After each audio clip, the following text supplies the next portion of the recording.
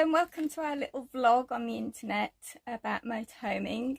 I'm Linda, this is George. Hello. And we're Mr and Mrs P, and this is our eldest motorhome. We've only recently acquired. We're not new to motorhoming. We used to have a Bessacar E460 and we had that for 3.5 years, and in that time we managed to do 32 trips all around the UK. So we're hoping that we can have some more fun with our eldest motorhome.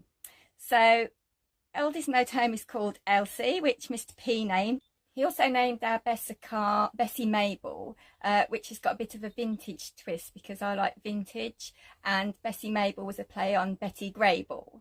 So we hope you'll follow along with us and maybe subscribe to us once we've done some interesting videos, and come along on our adventures. We're hoping to give some tips about where we stay, places that we visit. Hopefully you'll find it of interest.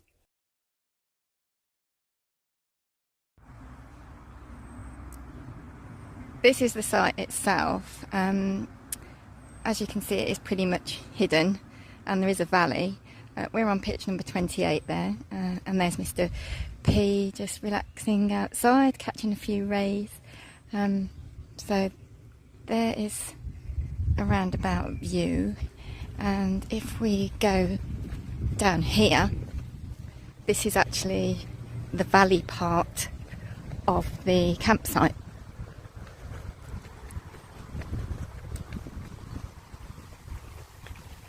So we've got a nice little babbling brook there, and it runs down to a lake at the other end, which is where the coffee shop is, and then at the top there you can see one caravan. So there's some pictures on the other side of the brook. We are running parallel with the road, but it's not that busy, it's not too intrusive. There's the entrance, and there's a coffee shop and a bar and restaurant there too. We've got some super pitches here. We're on a fully serviced pitch, so I'm not quite sure what the difference is. And then coming up here, we've got the disposal and shower and toilet block, and there's also a laundry room and somewhere to wash your sandy wetsuits.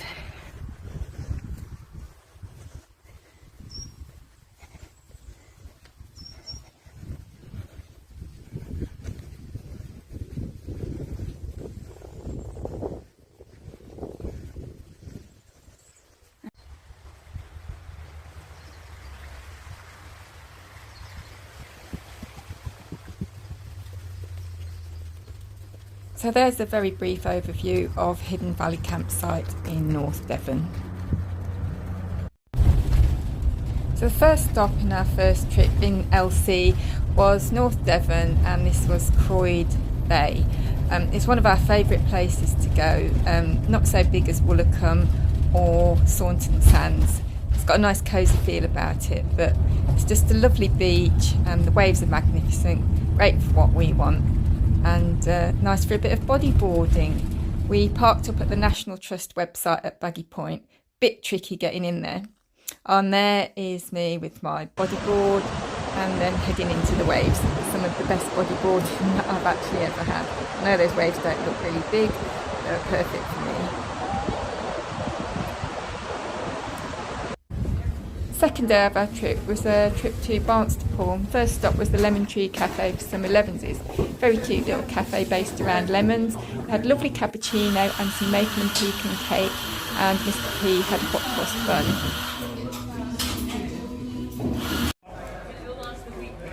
This Barnstaple Pannier Market looks like it might have been an old railway station.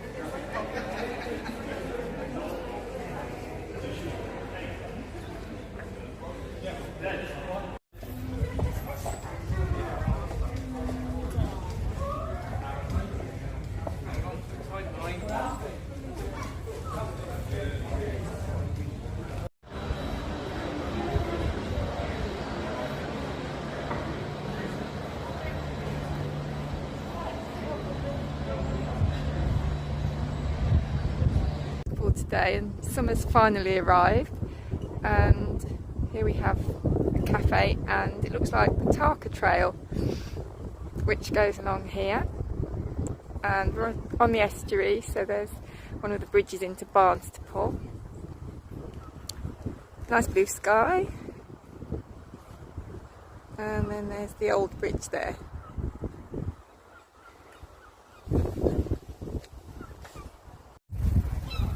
There's a lovely Art Deco, what looked like used to be a cinema back in the day, but looks like it's fallen into a bit of disrepair now, which is a shame. It's good to keep up the old Art Deco buildings. So this old building here looks like North Devon Barnstaple Museum, and it's free entry, so let's go and have a wander. So here we are inside the North Devon Museum. It's a pretty eclectic mix, as you can see, everything to do with North Devon. There's Mr. P reading up about an old motor there. This looks like the transport section. You can just see behind him there a steam engine, some sort of carriage there.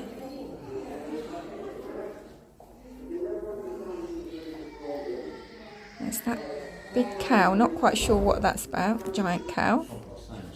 Oh, something to do with sewing there. Yeah, that's right up my street.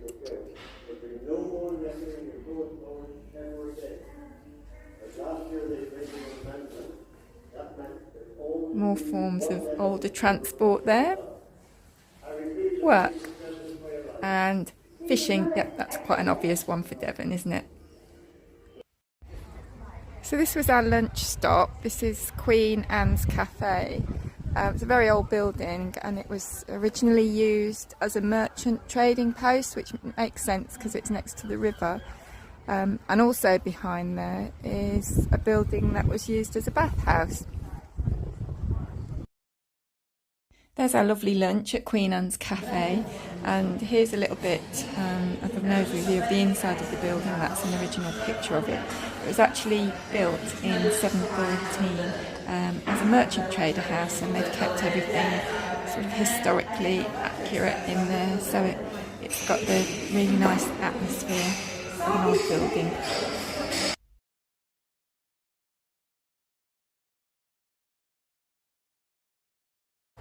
Hello, today is the third day of our trip, and we're off to Ilfracombe and Woolacombe. So here we are at our first stop of the day, which is the Tunnels Beaches in Ilfracombe. So we're just going to go inside there now and see what it's all about. So once you get past the gate, oh, and I will say it's roughly about £7 to get into the pools.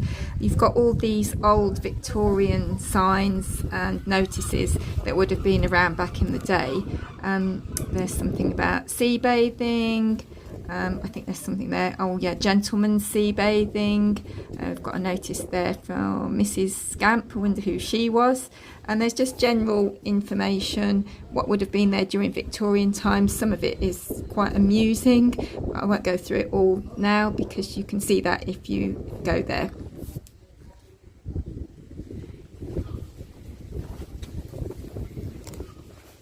Wow, that's amazing. Look. I think it was carved by Welsh miners. Oh, okay. It's quite deep. Ooh, a bit blowy. It was indeed carved by Welsh miners back in the 1820s. It took 2 years to carve, and initially there were two pools, one for men and one for the women. They did have a bugler stationed in between the two pools just to apprehend any gentlemen who attempted to spy on the ladies.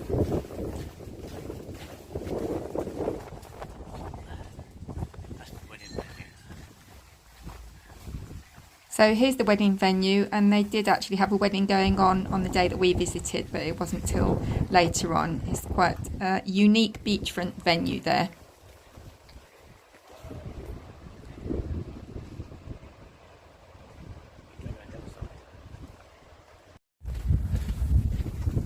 And the second tunnel comes out to the actual bathing pool at the end, and that's a lovely sight once you actually get to the end.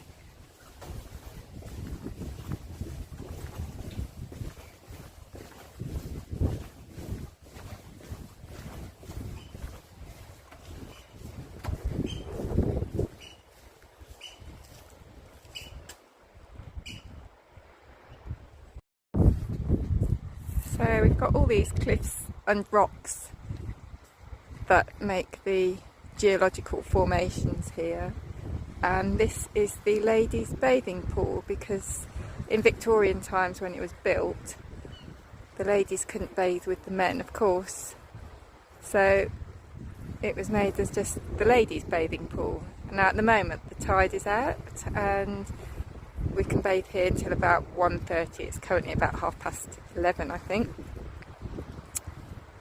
There's just a bit more scenery there. I'll show you the background.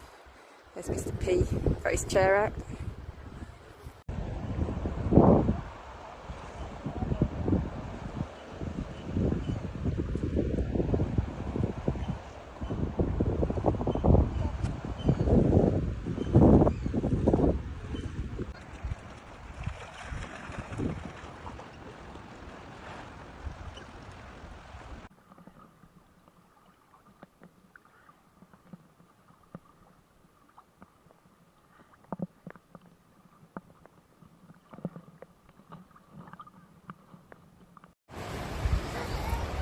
So it's a couple of hours after we arrived now, and you can see the tide's coming in.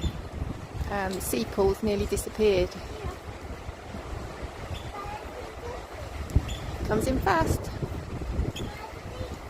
So now we've come to Capstone Hill, which is the promontory that sticks out into the sea from Ilfracombe, at the island in the distance, and they're swinging back round.